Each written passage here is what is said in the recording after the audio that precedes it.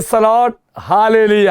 യേശുവിൽ ഏറ്റവും പ്രിയമുള്ള സഹോദരി സഹോദരന്മാരെ, ഈ പ്രഭാതത്തിൽ അനുഗ്രഹത്തിൻ്റെ ദിവസമായി മാറാൻ വേണ്ടി അച്ഛൻ പ്രാർത്ഥിക്കാം കേട്ടോ.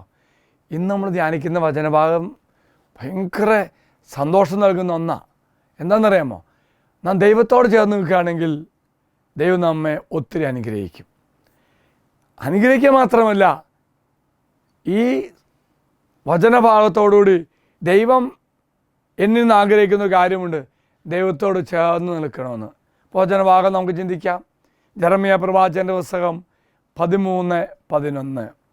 വചനപ്രകാരമാണ്: അരക്കച്ച അരയോട് ചേർന്നിരിക്കുന്ന പോലെ ഇസ്രായേൽ ഭവനവും യൂദാ ഭവനവും എന്നോട് ചേർന്നിരിക്കണമെന്ന് ഞാൻ ആഗ്രഹിച്ചു. ദൈവം പറയാം, ഇസ്രായേൽ ഭവനവും യൂദാ ഭവനവും ദൈവത്തോട് ചേർന്ന് ഇരിക്കണമെന്ന് ദൈവം ആഗ്രഹിച്ചു. ഇനി അടുത്തത്, അങ്ങനെ ചേർന്ന് നിൽക്കുകയാണെങ്കിൽ ദൈവം എന്തു തരും? ഇത് അവർ എൻ്റെ ജനവും കീർത്തിയും അഭിമാനവും മഹത്വമായി നിലകൊള്ളേണ്ടതിനായിരുന്നു. Praise the Lord. എന്താ വചനമാകുന്നത്? വചനം പറയുന്നത് എന്താണിത്? എന്തിനാ അങ്ങ് ചേർന്ന് നിൽക്കുന്നത്? അങ്ങനെ ചേർന്ന് നിന്നാൽ ദൈവം എന്താ ആഗ്രഹിച്ചതെന്നറിയാമോ? ചേർന്ന് നിൽക്കുകയാണെങ്കിൽ നാം ദൈവത്തിൻ്റെ ജനമായി മാറും, ദൈവം സ്വന്തമാക്കും. അങ്ങനെ ദൈവം സ്വന്തമാക്കിയാൽ ദൈവത്തിൻ്റെ വാഗ്ദാനം എന്താണെന്നറിയാമോ? കീർത്തിയും അഭിമാനവും മഹത്വമായി നിലകൊള്ളണം. ഇത്രയൊക്കെ വാക്ക് ദൈവം തന്നതാ. എന്നിട്ട് എന്തു ചെയ്തു? അടുത്ത വചനം പറയാം: എന്നാൽ അവർ അത് കൂട്ടാക്കിയില്ല, അനുസരിച്ചില്ല. കർത്താവ് അരുളി ചെയ്യാണ്. അതാണ് വചനഭാഗം. പ്രിയമുള്ള സഹോദരി സഹോദരന്മാർ, തൻ്റെ തിരഞ്ഞെടുക്കപ്പെട്ട ജനം തന്നോട് ചേർന്ന് നിൽക്കാൻ ദൈവം ആഗ്രഹിക്കുന്നു. അതിന് തമ്പുരാൻ ഉപയോഗിക്കുന്ന, അല്ലെങ്കിൽ ജെറമ്യാ പ്രവാചകൻ ഉപയോഗിക്കുന്ന വാക്കെന്താ? അരക്കച്ച അരക്കെട്ടിനോട് ചേർന്ന് നിൽക്കുന്ന പോലെ. വേറെ ഒന്നുമില്ല. നമ്മുടെ ഭാഷ പറഞ്ഞ പാൻറ്റും ബെൽറ്റും പോലെ അങ്ങ് ചേർന്ന് നിൽക്കണം. അത് ദൈവം ആഗ്രഹിച്ചത്. അങ്ങ് ചേർന്ന് നിന്നെങ്കിൽ ദൈവത്തിൻ്റെ മഹത്വം ദൈവം നമ്മളുമായി പങ്കുവയ്ക്കുമായിരുന്നു. തമ്പുരാൻ ആഗ്രഹിച്ചതാ, എന്നാൽ ശ്രദ്ധിച്ചില്ല. അതുമാത്രമല്ല, മലിനീകരണമായ മറ്റ് പാപകരമായ മറ്റ് സ്വാധീനങ്ങളാൽ, സമ്പർക്കത്താൽ അവർ കളങ്കപ്പെടുകയും ചീത്തയാവുകയും ചെയ്തു. Price the Lord, hallelujah. ദൈവത്തിൽ നിന്ന് അകന്നു പോകുന്നത് ഓർക്കുക പ്രിയമുള്ളവർ, വ്യക്തിത്വത്തിൻ്റെയും ലക്ഷ്യബോധത്തിൻ്റെയും നഷ്ടതയിലേക്ക് നമ്മെ നയിക്കും. അതുകൊണ്ടാണ് പ്രിയമുള്ളവർ, ഞാൻ ദൈവത്തോട് കൂടെ നിൽക്കുമ്പോഴാണ് എനിക്ക് യഥാർത്ഥ ദൈവിക വ്യക്തിത്വം ഉണ്ടാവുള്ളൂ. വീണ്ടും ലക്ഷ്യബോധത്തിലേക്ക് എന്നെ കർത്താവ് നയിക്കുകയും ചെയ്യും.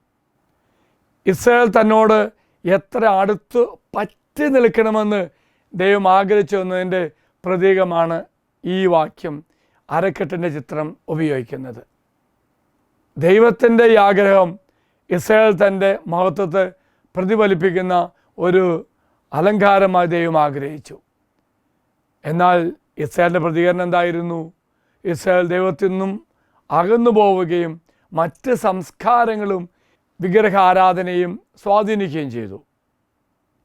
അനന്തരഫലമോ ഇസ്രായേലിൻ്റെ തിരസ്കരണവും ആത്മീയമായ തകർച്ചയും അവർക്ക് അനുഭവിക്കേണ്ടി വന്നു. പ്രിയമുള്ളവരെ, ഓർക്കുക, ദൈവത്തോട് ചേർന്ന് നിൽക്കുമ്പോൾ ദൈവമഹത്വത്തിൽ നമുക്ക് പങ്കാളിയാകാൻ സാധിക്കും. ദൈവത്തോടുള്ള ഒരു ഐഡൻറ്റിറ്റിയാണ്, വ്യക്തിത്വമാണ് നമ്മെ ഉയർച്ചയിലേക്ക് നയിക്കുന്നത്.